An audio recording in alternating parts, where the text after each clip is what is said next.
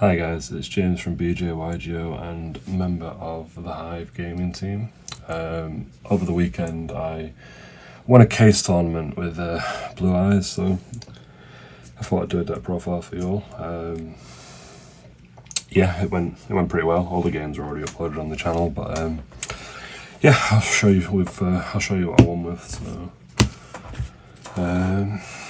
So Blue Eyes historically is one of my favourite decks. I feel like I say it about a lot of decks, but Blue Eyes has always been my baby, to be fair. So, first of all, we start with the worst card in the deck. 2 Blue Eyes, basically engine requirements. Not the best thing to draw. It's always glued to my hand. But yeah, it's the linchpin of the deck, so you've got to play it, unfortunately. 3's too many, and sometimes you side down to 1 anyway. So it can make stuff a bit clunky, but again, that's the problem when you play vanillas in your deck. Next off, I'm playing obviously the 1 True Light and then the requirements for it, so that's 1 Trap, 1 Raw, and 1 Field Spell. So these are all basically like little engine requirements. These are so you can get your wishes online, along with this, I guess. If you ever search this with wishes, though, like, holy shit, that's awful. This can't be searched with wishes. It can literally only be searched with the link one, just because it doesn't actually mention Blue Eyes at all. But yeah, you have to play them all. I think that the trap is insane, and I pretty much never side it out. The only thing I could maybe think of playing was like another Raw, but I feel like that's probably too many because I don't play any other Blue Eyes monsters to summon off it. But yeah, these are all sort of like engine requirements and the cards that you don't necessarily want to draw. So, you know, unfortunately the deck's got quite a lot of them. That's like 6 in a 41 card deck. It's a few too many. Now onto the starters. Sage, it's insane. It's not once per turn, so if you open with 2 and you get to the field spell, you can search with both of them. The discard effect comes up a lot as well, especially if you've got a maiden on board.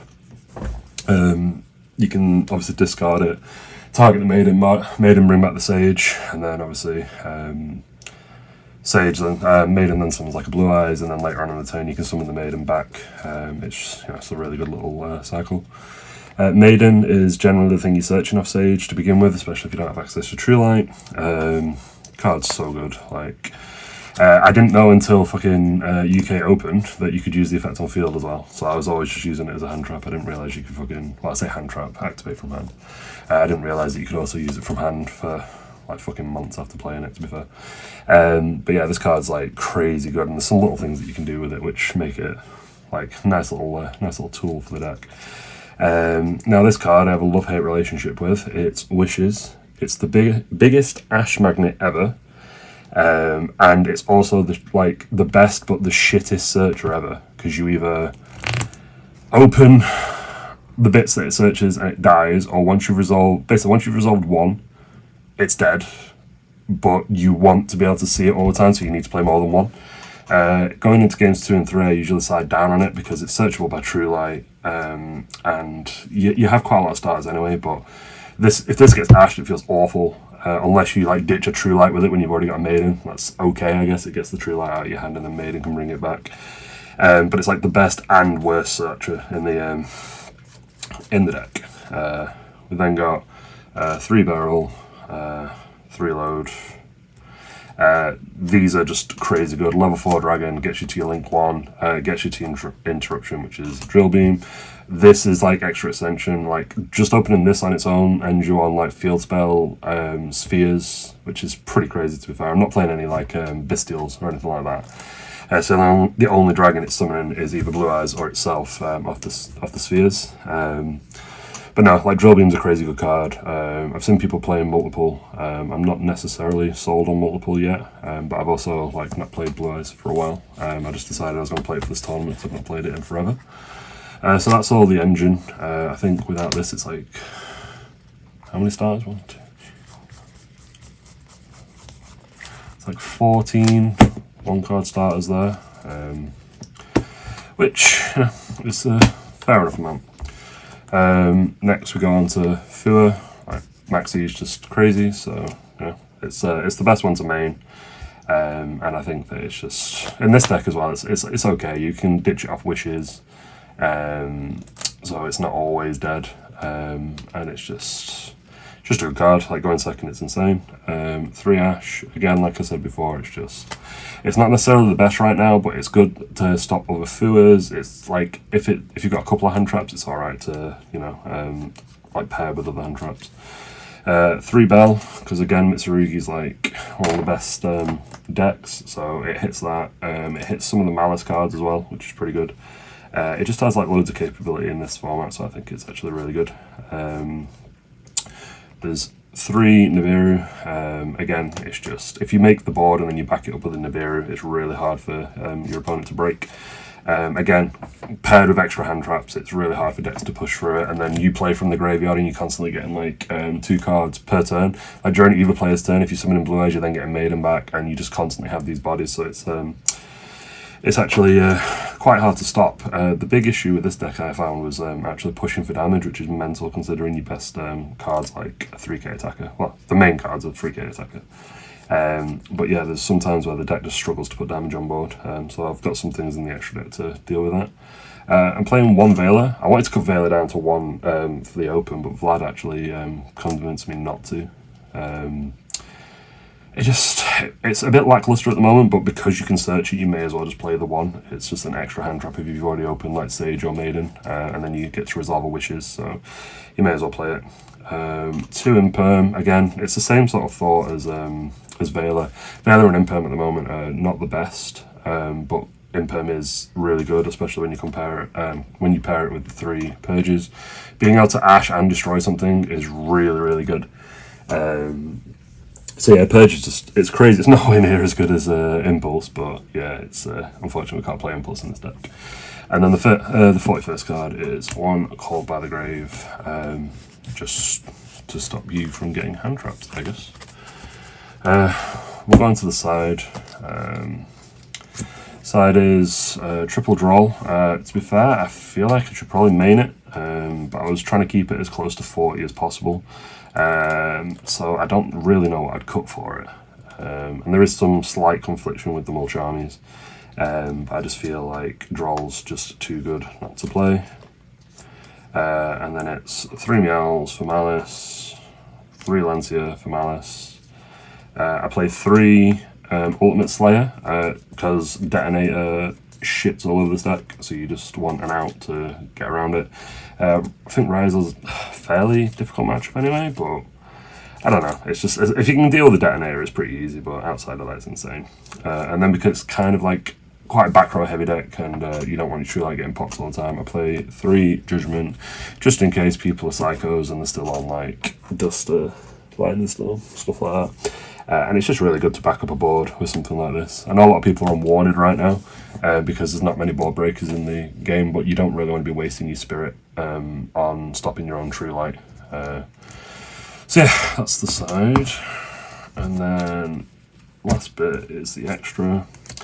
I'm on 2 Spirit. I used to be on 3 because I used to play this like really low to the ground, but I feel like you have to play a bit more greedy now, just because of how strong the other decks in the format are. I'm on 1 Seals. I'd probably bump this up to 2 because there's just times where you can just make another one, and like Seals is just a massive pain in the ass to actually deal with.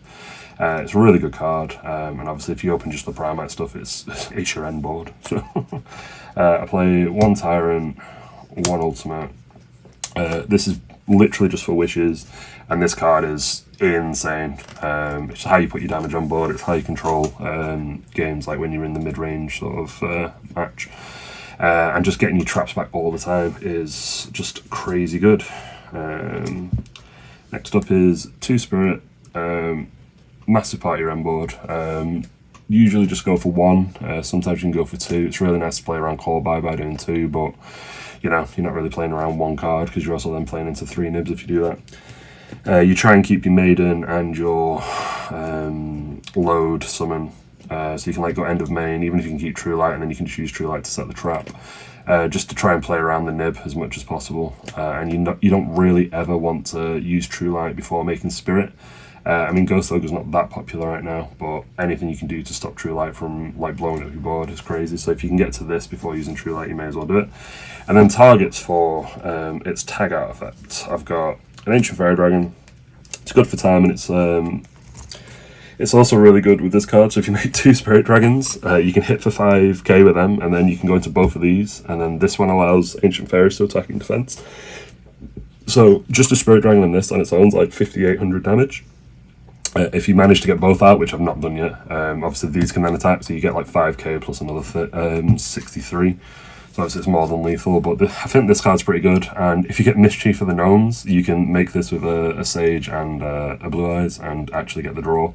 Otherwise you don't get the draw effect, but it's literally here for attack and defense, and it gets around the Mitsurugi attack loss and the Duo Drive like attack loss as well, because it attacks with its defense. So it's pretty good. Lightstorm Dragon, don't know why this is a common, but it's fucking crazy. It's just so fucking good. Like, just popping back row, getting your back row back, and it's a 9, so you can like hard make it anyway. Crazy good. The one ultimate, obviously once you've used Spirit, you tag straight out to this, unless you're scared of like back row hate just absolutely smashing you. You can go into this straight away. If you're going to do that, always do it in like the draw phase though, so you don't lose the talents, because even though it's at 1, it feels like it's not at 1. And then there's a couple of like tech spots, I guess. So one of the cards I was playing is Dissipator. This could be the second Spheres, but this is actually quite good against Malice. So you can make it with either a Lightstorm Dragon that's going to die, or your Spirit Dragon plus another tuner. And obviously if your Blue Eyes gets Bestialed, you can summon them back. Against Malice, you can shuffle away their Banish guys back into the deck so they don't trigger. It doesn't come up like super often, but I think in those matchups it's actually really good. Then there's sometimes you struggle with like nib tokens and stuff, so you can play the Vengeance Dragon. Now, Vengeance Dragon is a bit of a weird one. It's basically if you nib them and then you normal summon, you can then make this and then shove the token into the back, or just shove whatever into the back. It's an interesting card. Like I said, sometimes you struggle to out the nib token, and you can just out it with this. I think it's a decent enough like card to play. You have a little bit of flexibility in the extra deck here, so I mean, why the fuck not, right? And then we played the one Typhon.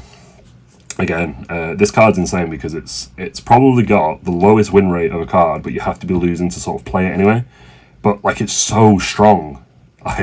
So I don't think that the win rate of the card actually like reflects how good it actually is. And then the last card in the extra is one Aggregator, and that's just the Slayer target. But yeah, that was the deck that's up to the Gamers Lodge case tournament, and ended up winning it. So yeah, thank you for watching. Shout outs to everyone at Harlequins, everyone at the Hive, people at Blackburn, and the people at the Gamers Lodge for hosting this sick tournament. I'll see you guys later. Bye.